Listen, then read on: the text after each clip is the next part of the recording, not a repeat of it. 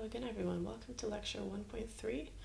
This lecture is about arguments, what makes for a good argument, and this is the first lecture that will really have content that will be on the first unit quiz. Alright, so let us think about this question, what makes an argument good? Here are some things you might think matter. Can it convince anyone? Is it unnecessarily complex? Is it elegant? Etc. So you might have an argument that can convince someone, but it's unnecessarily complex, and that might make it inelegant. Those are all different ways in which an argument could be good or bad. We are going to be especially interested in what makes an argument convincing. So here's a way I'd like to suggest you can think about what makes an argument convincing. Does it give someone who doesn't already believe your conclusion a new reason to believe your conclusion? And does it show how claims, premises, or assumptions that a person already accepts lead to a conclusion that that person doesn't already accept? So if you think about what it would take to convince somebody that your position is right, oftentimes the most effective thing is going to be to find some things that they already believe in and show them that given that they believe those things, they should believe this further thing, which is your conclusion. So think about what would it take to convince somebody else? Well, you wouldn't come to them with things that they don't believe and say, look, given these things which you don't believe, you should accept this other thing. Instead, you should show them how some of their current commitments give them reasons to believe the new conclusion that you want them to believe.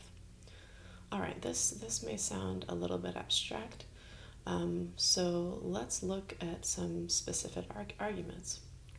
All right, the first one. Premise one, these are very simple, I should say. The arguments that we'll be considering in most of the course are not simple like this, but it's useful to start with some toy examples. Premise one, all mammals are warm-blooded. Premise two, squirrels are mammals. And I'm using the underline to separate the conclusion from the premises. So the conclusion is, therefore, squirrels are warm-blooded. All right, that may strike many of you as a good argument. We will talk a little bit about what actually makes it good. Here's another argument. Premise one, all fish are warm-blooded. Premise two, salmon are fish. Conclusion, therefore, salmon are warm-blooded. Hopefully, that does not strike you as quite a good argument as the first one. But we need to explain exactly what is less good about it. Here's a final argument. All pumpkins are spherical. Premise two, the earth is spherical. Conclusion, therefore, the earth is a pumpkin. This argument, I hope, also strikes you as a bad argument. But the question again is, what exactly makes it bad? So first of all, with respect to the first argument, you might say, well, the premises are true, the conclusion is true, and also I can see that the conclusion is true in a certain sense because the premises are true. The premises support the conclusion.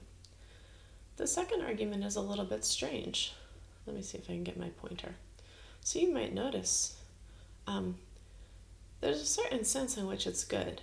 Namely, if we were in a world where it was true that all fish are warm-blooded, and if we are in a world where salmon are actually fish, that actually is true in our world, well, then we could really conclude that salmon are warm-blooded. That is, if it were true that all fish are warm-blooded and that salmon are fish, it does follow that salmon are warm-blooded. So the problem with this argument isn't that the premises, if they were true, don't support the conclusion. The problem is just that it has a false premise, right? Fish are not warm-blooded. Okay, in contrast, the third argument is bad in more ways. So let me show you something that can help to explain exactly why it's bad in more ways. So we said that the second argument was good in the sense that if we were in a world where those premises were true, the conclusion would follow from the premises. The problem is that we're in a world where those premises aren't both true. The first premise is false. But this argument is bad in the sense that the premises don't even support the conclusion if we were in a world in which they were both true. We may in fact be in a world in which pumpkins are spherical and the earth is spherical if we have a pretty loose definition of spherical. So consider this. Let's create a scenario where both of the premises are true, and let's see if it's possible in that scenario for the conclusion to be false. If we can create a scenario of that sort, then this is an argument that's bad in the sense that the premises do not support the conclusion. Okay, so here's a scenario. This circle here represents spherical things. So everything that's spherical must be in this circle. This circle here represents all pumpkins. Now the question is, could the earth be spherical without being a pumpkin in this scenario? And obviously yes. Suppose the earth falls here. Then the earth is spherical, meaning premise 2 is satisfied. And also we've set up the scenario so that all pumpkins are spherical. Everything that is a pumpkin is in the sphere of things that are spherical. But as we've seen, if the earth could be here, right? And in that case, it wouldn't be a pumpkin. So this is a bad argument because the premises do not support the conclusion. The premises could be true, and the conclusion could still be false. All right. What this tells us is that there are two questions that we can ask about any argument. The first question is, are the premises true? The second question is, if they were true, put aside whether they really are true, if they were true, would they support the conclusion?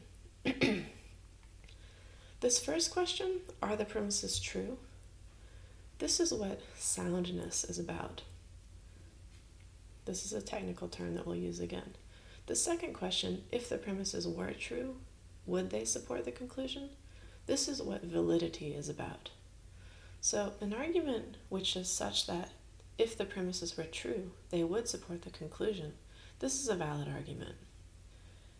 Then, if we ask the further question, well, are the premises true? And if the answer is yes, then we can say the argument is also sound. All right. So we have these two dimensions of evaluation. Are the premises true? And do the premises provide logical support for the conclusion? And notice that if you have an argument where the premises are true, but it's not good along the second dimension of evaluation, that argument is bad.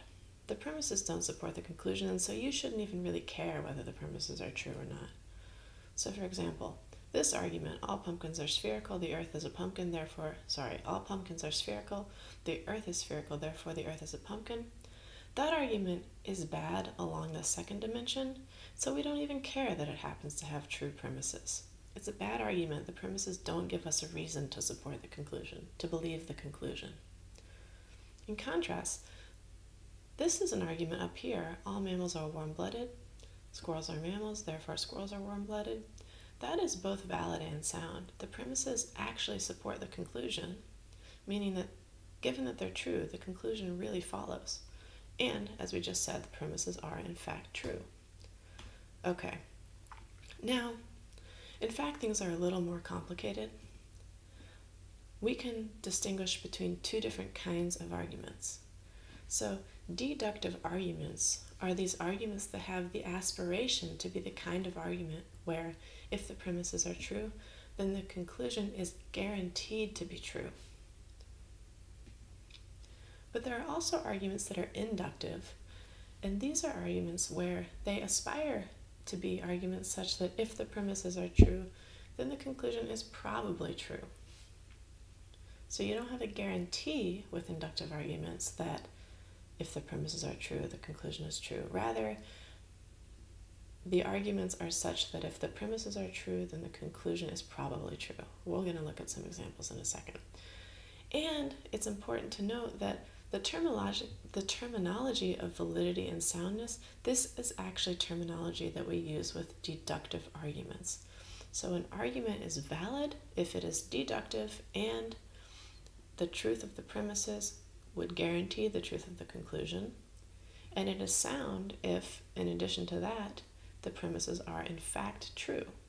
So if it is valid and sound, you know that the premises are true, and because the premises are true, the conclusion is guaranteed to be true. In contrast, an inductive argument, when we have an inductive argument, we use the terms strength and cogency rather than validity and soundness. So an inductive argument where if the premises were true, then the conclusion would be probably true, that's a strong argument. And if its premises are in fact true, then the argument is cogent. All right, so let's just look at an example and try to categorize it. So here's an argument. If it's Christmas, then it's November. It is Christmas, therefore it's November. So the question here we're asking is this deductive or inductive? And here we're asking the following question. Suppose the premises were true. They're not, but suppose they were.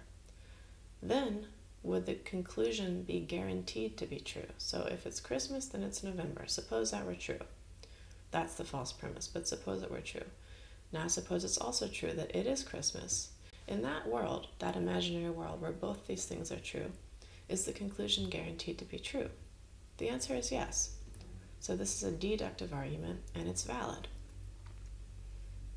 It's not sound because it has this false premise.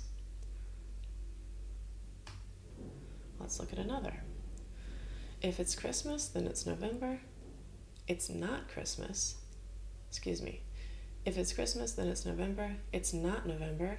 Conclusion, therefore it's not Christmas. Is this deductive or inductive? So we're again asking, is this an argument which, if its premises are true, then its conclusion is guaranteed to be true? Or is it an argument where, if its premises are true, then its conclusion is probably true? And the answer again is that it is deductive. If both the first two premises are true, then the conclusion is guaranteed to be true.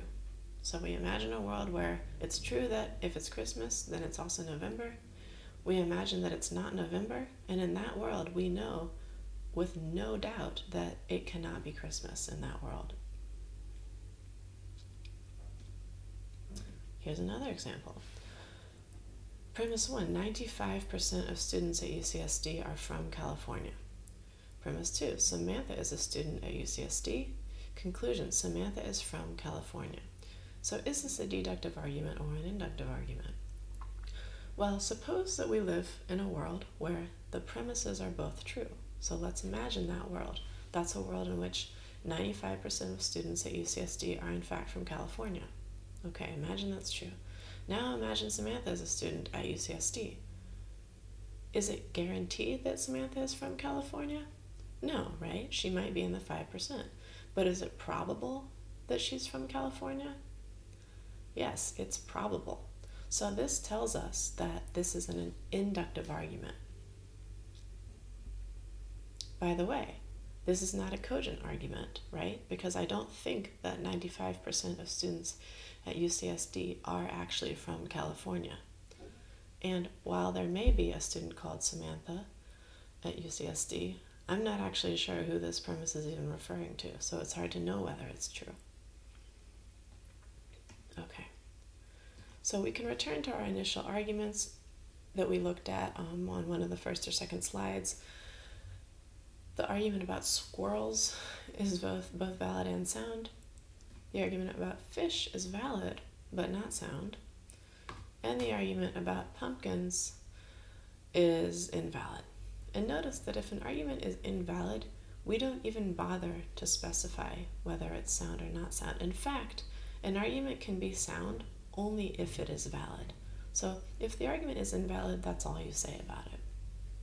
Another thing to notice here is that in philosophy, when we talk about validity, we apply that term to arguments, not to specific premises, say. We wouldn't say that, let's take an example. We wouldn't say that premise 1 here in the second argument is invalid.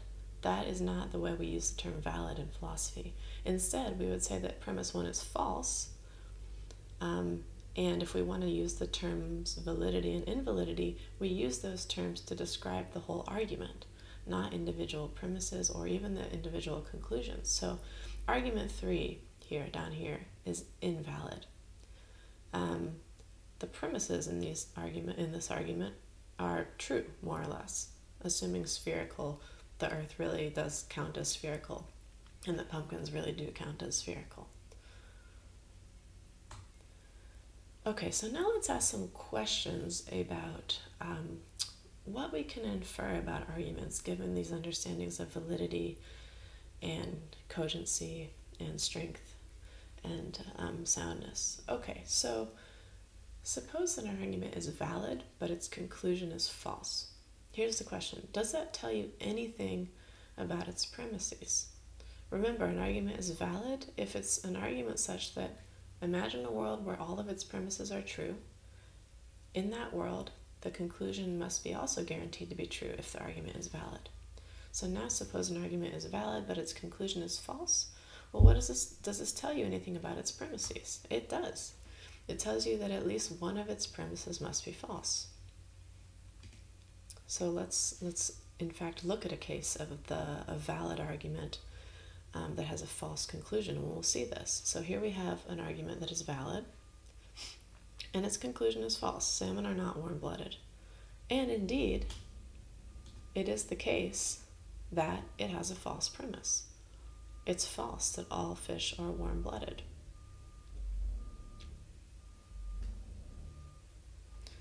Okay, and now this little bit about reductio arguments is not something that you're going to be quizzed on, but this is a very helpful thing to think about if you want to see whether you really understand validity. Okay? So considering the following reconstruction of Galileo's argument concerning falling bodies. Premise 1. Assume that heavier things fall faster than lighter things. Okay. Premise 2. Assume further that we have two stones, stone A and stone B, and assume that stone A is heavier than stone B. Okay. Now, if stone A is heavier than stone B, then if we tie A and B together and drop them, B should act as a drag on A. That is given the first two assumptions. Okay, so if this is the case, then A tied to B should fall slower than A all by itself, right? But A and B tied together is heavier than A by itself. This seems also to follow from the first two assumptions. But if this is the case, then A and B tied together should fall faster than A by itself. And if that's the case, then A and B tied together should fall both faster and slower than A by itself. That's a contradiction. That can't be true. So this argument concludes one of our starting assumptions must have been false. Which one was it? Well, it was the assumption that heavier things fall faster than lighter things. So we conclude in 8, heavier things don't fall faster than lighter things. Okay, so let's look at this in a little more detail. Premise 1 is what we will call the assumption for reductio.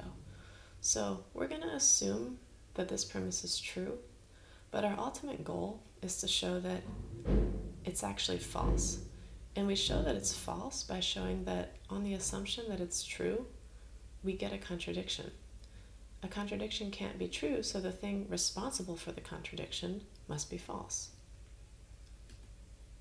So we first assume that heavier things fall faster than lighter things. That's our assumption for reductio. Okay, now we're just going to make another further assumption that there are these two stones and that stone A is heavier than stone B. And if you look at this argument, if you pause the video and look through each of the steps, you will see that this is a valid argument. Each step follows logically from the first. But through a series of valid inferences, we've proved a contradiction. We've proved that A and B tied together should fall both faster and slower than A by itself. That's impossible. A contradiction can't be true. But given that we've proved something false by means of valid inferences, we can conclude that one of our premises is false.